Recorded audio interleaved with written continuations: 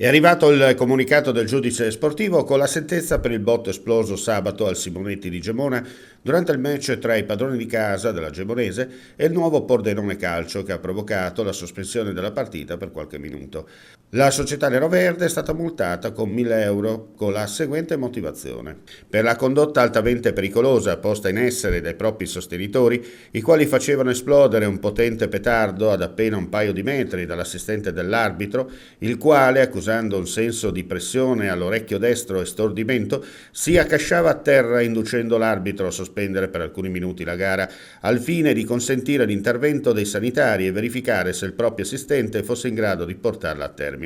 A gara terminata, lo stesso assistente, nel perdurare del problema manifestatosi in occasione dello scoppio, si faceva accompagnare presso il punto di primo intervento di Gemona, ove gli veniva prescritta una cura antibiotica ed un accertamento specialistico presso un otorino laringoiatra.